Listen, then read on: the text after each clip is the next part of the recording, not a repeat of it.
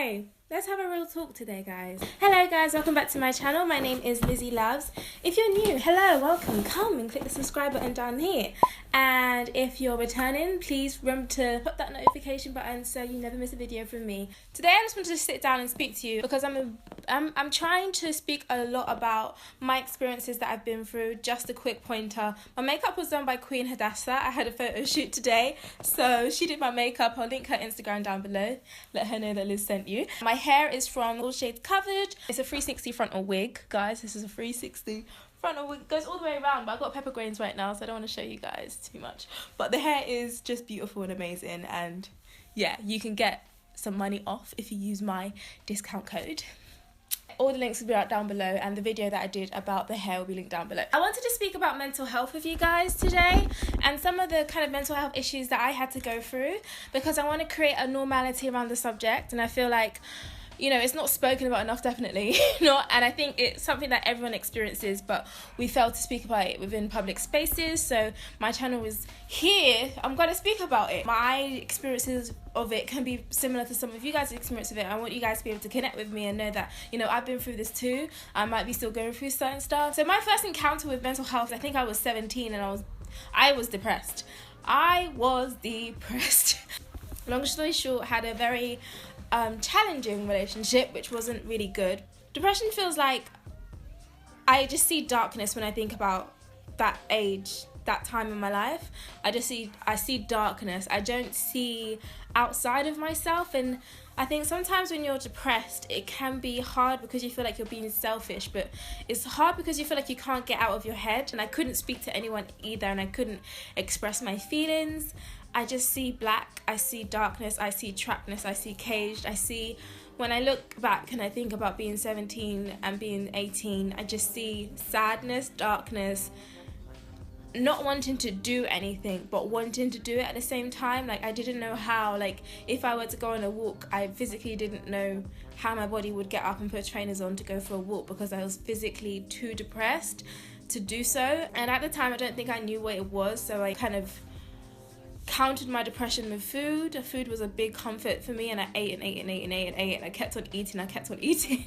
And obviously I put on weight. I go silent if I'm depressed or you don't hear from me, but some people are such extroverts, but you wouldn't know they're depressed because, you know, they can put on this act, which I can't do, but they can put on this act. So I guess it comes in all different types of forms.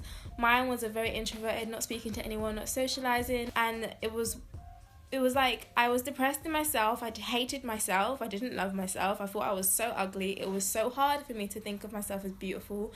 I could never look at myself in the mirror and think nice thoughts. And I felt like I was stuck in this age, and I was stuck in this situation that I couldn't get out of, and I think that was the most depressing part for me. And that's how social anxiety started, because I didn't know how to socialize anymore because I didn't know who I was. And for me, a big part of socializing is knowing who I am and how I represent myself and reflect my energy onto others, because I really feed off other people's energy. Like, if I can't vibe with your energy, if you show me negative energy all the time, it's like hard for me to connect with you. Do you get what I mean? I think when you're in a relationship with a person romantically, you're actually very, very close to that person. So for me, being socially anxious and not being able to express my opinions to other people but this one person, like, when I got angry, I would very much lash out, and it would be very, very forceful, and it wouldn't be correctly processed or thought through just because I wasn't practicing speaking to, you know, everyday people. I had an anxiety attack. It was like December, and I was actually sitting on my bed here, and I had so much to do, and I was so worried about so much. I wanted to move my body, but I couldn't move it. It was horrible, and it's like you're stuck in your body.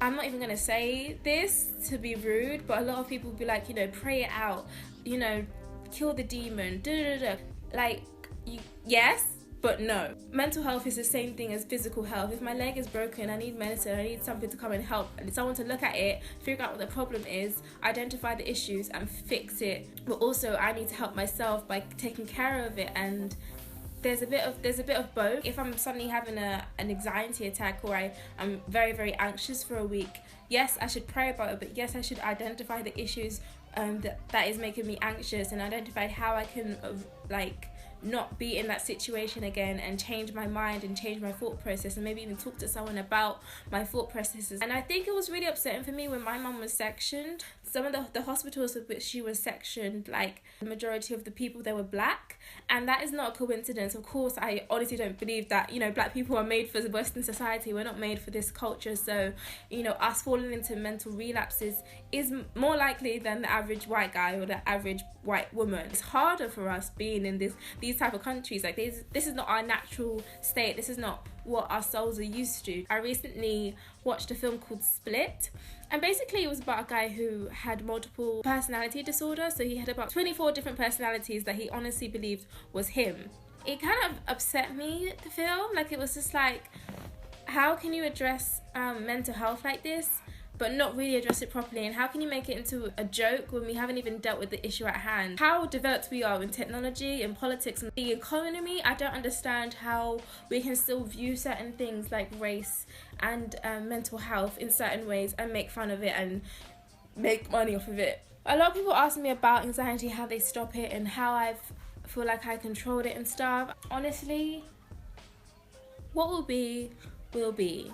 What is meant to happen will happen. All you can do is do your best and try as hard as possible. Be your biggest fan. You are great. That is what I tell myself, and it calms me down. It makes me think logically. It makes me think practically. It makes me feel like, okay, Liz, you are a human being. Just do what you can. But yeah, I just wanted to have an honest chat with you about, you know, the first step into what my depression had been like, what my anxiety is like, and how I choose to view it, and just speaking about mental health in a normal light as a black woman is a very, very normal thing. And yeah, if you have any other topics you'd like me to discuss, please leave them down in the description box below. Have a lovely evening, day, morning, night, whenever you're watching this, and I'll see you in my next video. Goodbye.